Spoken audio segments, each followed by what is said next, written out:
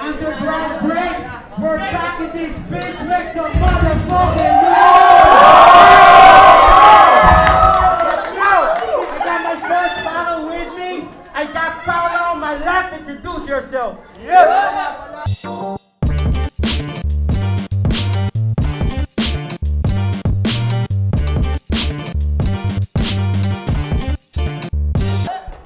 Lyrical Minds.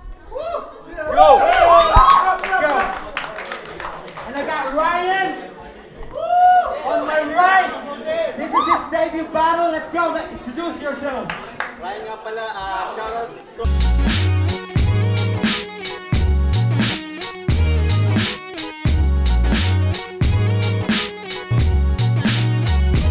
Hot Woods, Puyat, kay Captain Matthew, President Jamboy. Sa kalaban ko, si Paolo Vergara, a.k.a. Ab. Let's go! Let's go! A.k.a. Ab. Hindi ko na naman We're gonna flip a coin, yeah? We're gonna flip a coin. Who's gonna go first? Call it in the air, yeah? Ryan will go first. 2 minutes round. Let's go. Let's go. Yo, game! Yes! Game! Una sa lahat, sino hindi to kondo? Bakit nagdala kayo ng foods? Tas tangina mukhang hindi pa luto. Pero salamat. Samba UBRB, after party, inuman. Kasi ako na magluluto nung isang lechon na ating pulutan. Pero, tama na patawa. Gera aking ipinunta. Kaya bawat linya asintado parang sniper lang sa Black Ops. Ang utak mas mabilis pa sa processor ng Razer Blade na laptop. Nasa baba ka pa rin up kahit tawagin mo sarili mo na high tops. Saka ka lang naman umaangat pag tumatap up. Kaya sa pagbangga mo sa akin, mangangailangan ka ng backup. At tawagin mo ako LeBron James kasi lahat ng bara ko ay dak-dak. Yo! Tayo nun! Yo! Shit. Ayun na kasi. Mga bara ko ay dak-dak. Time, yo. Make some motherfucking noise. Let's go make some motherfucking noise. First round up. Bring it down, man. Let's go. Let's go. Nandito na ako sa entablado, mga bars ko'y binago. Ngayon kasi ako ay mas seryoso at malaki na aking pinagbago. Narealize ko kasi na ako most hated na gago at tinapat ako sa most retarded na tao. Hindi ko na alam kung anong gagawin ko. Kayo na magsabi kung dudurugin ko na ba to? Yeah. Pero bago ako magsimula, Kuya JC, baka saan mo tinapat si Ryan, I wonder why. Ako lang ay maboboard.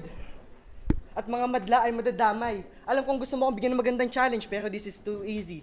At alam kong pagiging kabado, ang nakakandado sa aking potential, but he can even touch me. So why me? Para hindi makilala ang kanyang pangalan. Sa UBRB kasi hindi na kailangan ng ibang baguhan.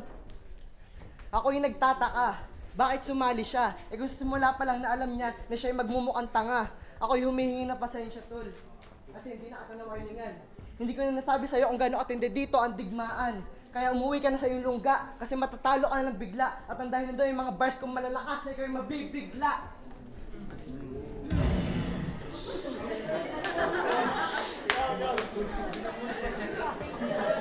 Ang kapal na mukha.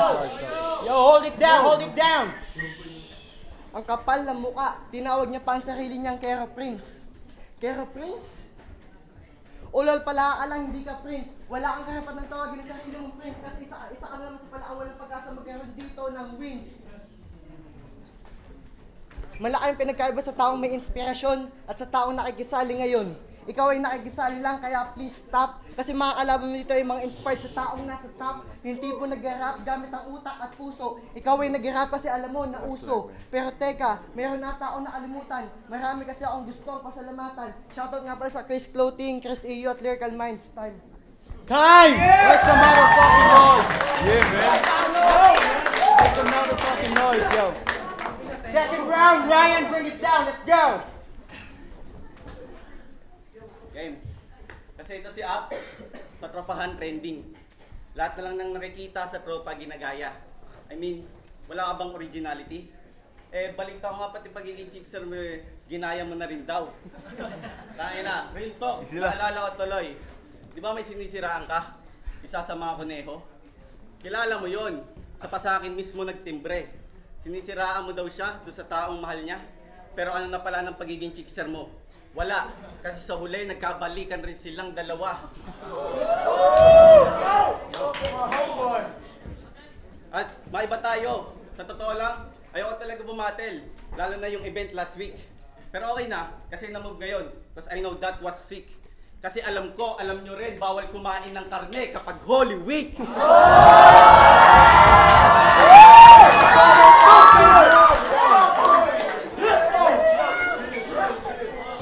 Chill. At may tanong lang ako sa inyo at sa kanya. Hindi naman masama mambaboy, hindi naman masama mambato sa larong batuhan. O di naman kaya tumabas ng damo sa talahiban. Oo, alam ko, napaisip rin kayo. Kasi ibig ko lang naman sabihin ay hindi masama mambaboy ng baboy dito sa babuyan. Kasi isa daw to sa kwadra ng 3 baboy, 3 little pigs. Pero huwag kang mag-alala, hindi ako wolf, isa akong pirata, straw hats, na may ugaling leon at kapag nasa rap game ay parang nagwawalang dragon. Kaya sa kwadra na to, huwag mo akong gaguhin kasi matagal na akong gago. At sana di na lang kita binaboy kasi matagal ka ng baboy. At kung sa tingin mo pa rin mananalo ka, pues katulad lang ng last battle mo, you can't. Time.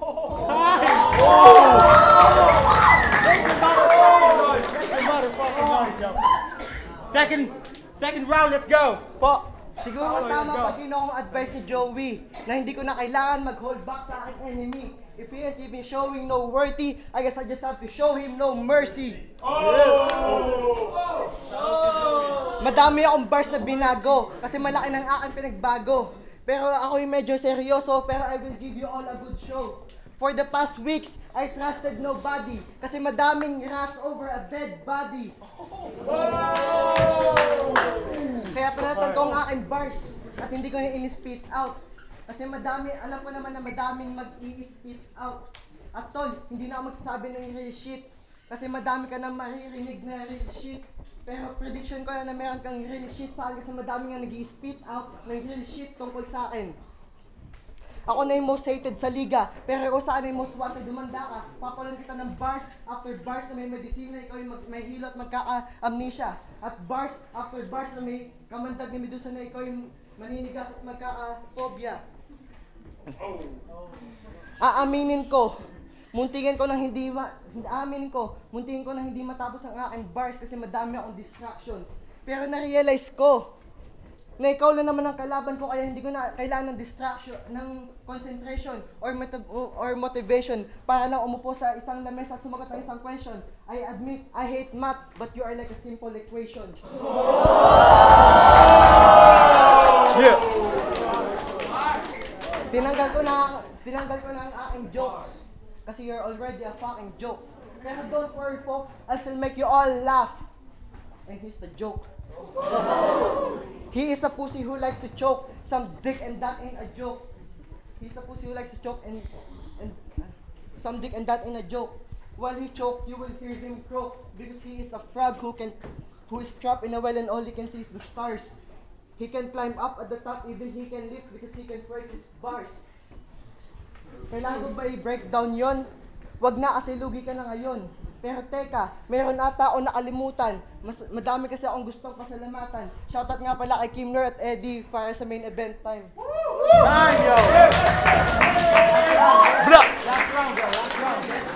Last round. Ryan, let's go.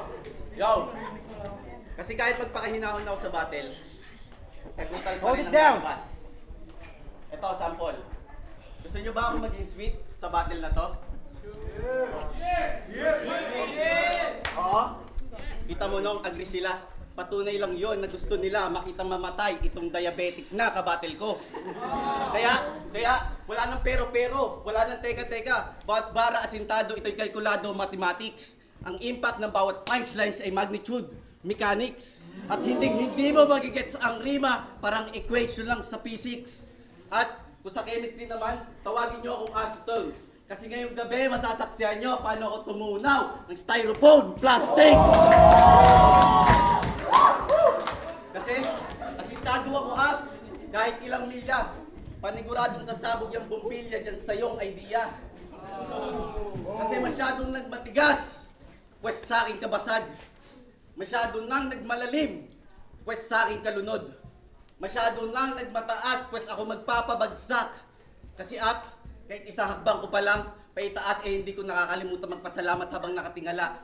Kasi minsan mas gugustuhin ko pang nasa ibaba kasama ang mga tunay kaysa ihalay sa mga peking tulad mong nagmamataas. Kasi nakiangkas lang naman to sa eroplano ng UBRB. Pwes pagkatapos ng battle na to, mas tataas lalo ating lipad. Kasi uhulog ko na ang masyadong pakul na pabigat na si Ap para maramdaman mo naman paano maging down to earth.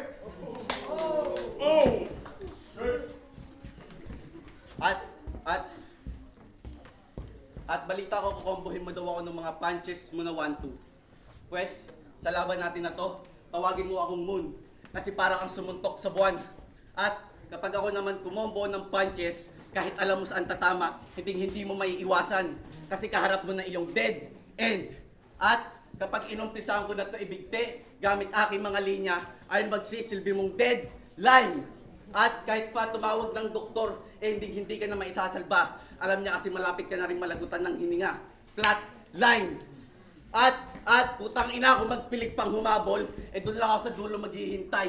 Bago ka umapak sa linya, gigilitan kita sa leeg, ayun magsisilbi mong finish line!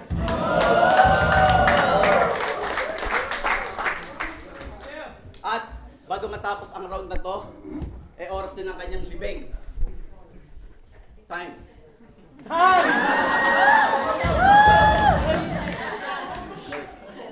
Go, isa pa. Kasi ako yung updated at upgraded na inilaban nyo sa isang downgraded. Kasi kung totoo nag-improve ka nga, pues ngayong gabi makikita nyo paano ko pumatay ng isang literal na upgraded!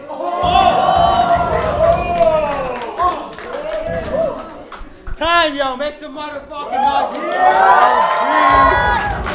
Last round up! Bring it down! Let's go! Let's go! Tangina, sinabi mo na nakikisaya ako sa aeroplano ng UBRB. Pero tol, ako yung napilitan kasi alam ko naman na wala ang kalaban. Tangina po nga, all talk parang si Batas. Kulang na idunay ko ang bulbol ko para ikaw yung magkabalbas. Kaya wag kang mag-angas. Kasi ikaw ay baguhan. Mga bars mo kupas kaya ikaw ay tanginan. Fred Lagway, wala nang pa-intro. Kasi version pala ikaw ay talo na mismo. Ako yung... May naningan na kita bago ako sumali dito na hindi mo makakaya ang digmaan dito. Ito ay Cold War kaya you're going down, son. Oh wait, I forgot. You are already down before this began. Magpasalamat ka lang kasi hindi na ako nag-upgrade. Kasi if I did, you will be so afraid. So afraid of my bars that you will fade to the day that you will go down and everyone will see your face with a frown. And even when you smoke a few ounce, you will still get depressed because my bars is crowned. And even if I battle you to an extra round, I'm still gonna bring you to the fucking ground. Hold it down, man. Kung nagtataaman kayo kung bakit ako nag-i-English sa aming laban, kasi lugi na siya pag ako'y nagtagalog lamang. Ayoko kasing lumaban kung ako'y mas lamang. Mas nakaka-thrill pa sana kung madla ka na lang. Mas nakaka-thrill pa sana kung madla ka na lang. Pero teka, meron ata akong nakalimutan. Marami kasi akong gustong pasalamatan. Shoutout nga pala sa UBRB team. Thank you, Dog. You're rocking it! Yeah! Go! Time, yo! Time, make some motherfucking noise! judges bring it out. Let's go. I got the judges vote. I got 3-2. And the winner for this rap battle, Pao, yo, make some motherfucking noise. Let's go. Make some motherfucking noise. Judges, Jera, judges. Lloyd, Submerge IDS. Shoutout kay JI, tsaka kay Prince G. Yun. Binoto ko first round kay App. Kasi nakabalik siya kahit nag-choke siya. Tapos mas malakas yung pagbalik niya. Okay? Then second round, binoto ko si Ryan. Third round kay Ryan din. Malakas yung bara ni App. Pero hindi ako fanatic ng English eh. Tagalog conference to actually. So para sa akin hindi ko pupuntusan yun. Siguro pupuntusan ako ng kalahati. Pero yung full yung kay Ryan, kaya I give it to Ryan, man. 2 rounds. Yo, what up? Moy Utol. Yung judging ko tie para sa akin. Yung first round kay Paolo. Kasi pare sila na wala pero si Paolo nakabalik. Mas maganda yung balik niya, tsaka gano'n, mas marami siya nasabi. Pero yung kay yung second round, third round, sa akin, hindi ko na yun kasi panalo sana sa akin si Paolo, mas marami sa yung nasabi niya. Kaso yung nagpuntos rin sa akin yung consistent niya tsaka yung agresibo ni Ryan. Kaya yun, binigyan ko rin points. Kaya yun, nagtay sa akin yun, para sa akin. Para sa akin lang, bahala kayo. Thank you. Uy, sorry. Game na? Yo, Jabo. Shoutouts pala sa UBRB team. Round 1, na-explain ko. Binibigay ko kay Paolo, although nag-stumble siya. Nag-choke siya. Then, sayang yung ni Ryan eh. Kaso nag-choke. Round 2, parehas malakas. And round 3. Pero kakaiba kasi ang comeback ni Paolo, although mas aggressive na siya. Although mas mabigat ang mga aggressiveness na binigay ni Ryan, pero doon pa rin ako sa mga bars and reference ni Paolo. Although hindi ako ganun ka-happy sa English conference niya kasi Tagalog nga to, pero Paolo pa rin yung yung vote na yun. So Paolo. Yo, GM Submerge. Tangina, bars after bars. Ryan versus Paolo. First round, binoto ko talaga si Pau. I'll explain to you. So, first round, Paolo ako. Like, si Ryan medyo, he stumbled, pero si Pau nag-stumble din, but, nakabalik siya. Na tuloy niya yung verse niya. Tapos round 2, para sa akin, kay Pau din. Like, yung time na ginamit niya yung frog references, dahil nga Keropi ang tawag sa kanya, that was sick for me. And Ryan had bars as well for that round. For the third round, Ryan fucked it up. Like, Ryan took round 3. Like, basta yun, round 1 and 2 kay Pau, round 3 kay Ryan. Pero shoutout kay Rai, debut battle, ganun impact. Tangina, let's go. 3Z, Lyrical Mind, Cruzeiro Production, shoutout kay B1, kay Chris, Shamira, lahat na. Pati sa UBRB, shoutout. Round 1, binoto ko si Pau. Kasi pareha sila nag-choke pero mas marami nasabi si Pau eh. Like, even though na mas maganda yung bars ni Ryan, mas sa quantity lang tayo eh. Like, nag-choke si Ryan, nag-choke din si Pau, pero mas lamang pa rin si Pau sa dami ng sinabi. Round 2, pareha silang hindi nag-choke. Hindi sila nag-choke this time, pero mas lamang si Paolo sa bars. Tapos si Ryan naman, malupit din yung bars ni Ryan, pero parang natakpan siya ng bars ni Pau. Yun lang. Tapos sa round 3 naman, I'm gonna have to give it to Ryan. Maganda yung bars niya, lahat-lahat. Tapos si Paolo, kinapo sa bars, puro personal, more personal siya sa round 3. So, I'm gonna have to give it to Ryan. So, 2-1 kay Paolo.